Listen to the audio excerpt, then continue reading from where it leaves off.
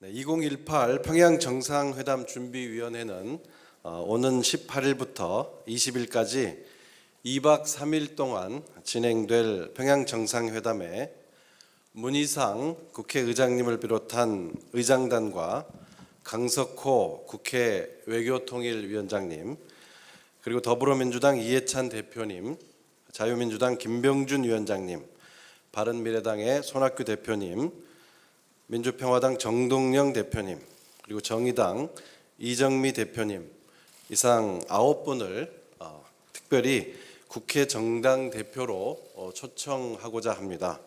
아무쪼록 근본 평양 정상회담에 함께 동행해 주시기를 정중하게 요청드립니다.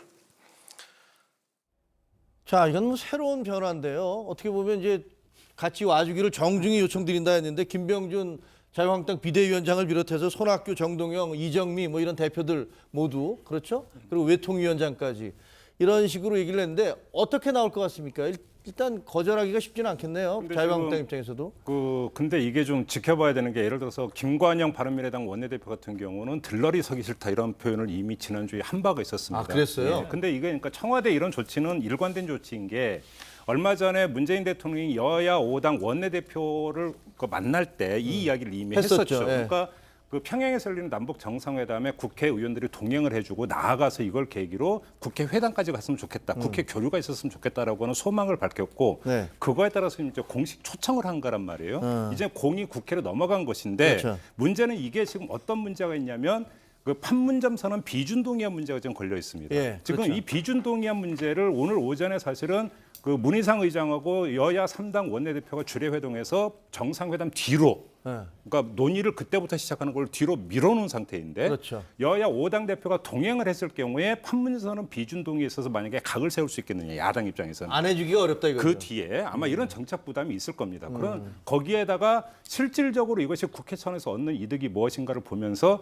그러니까 물론 이제 정당마다 다르겠죠. 민주평화당이나 정의당 같은 경우는 마다할 이유가 전혀 없는 것이겠고, 자유한국당과 특히 바른미래당이 어떻게 나올 것인가. 그리고 특히 이제 손학규 대표 같은 경우가 당의 어떤 그러니까 의견을 모두 수렴해서 결정을 할 건지 본인이 단독으로 결정을 할 건지, 이것도 제가 볼 땐 관심사거든요. 그러니까 어떻게 보면 저쪽에서 공을 던졌는데 청와대에서 공을 던졌으니까 이제 그 공을 받아 넘겨야 될 책임은 이제 야당들한테 있는데 청와대가 상당히 강공으로 나온 것 같아요. 왜냐하면 좀 전에 말씀하셨는데, 문재인 대통령이 5당 원내대표를 만났을 때 제가 직접 들은 얘기입니다. 참석한 원내대표 한 분이 저한테 얘기를 했는데, 문재인 대통령이 계속 강조한 게 두 가지였대요. 딱 북한 같이 갑시다. 북한 이제 정상회담 하게 되는데 평양 같이 갑시다. 네. 둘째, 비준해 주세요. 비준해 주세요. 네, 판문점 비준해 주세요. 이거를 이제 여러 번 얘기를 했대요. 그러니까 거기에 지금 어떻게 보면 정부가 총력전을 펼치고 있는 건데, 지금 아시다시피 한국당 입장 분명합니다. 절대 비준 못 해준다는 거거든요.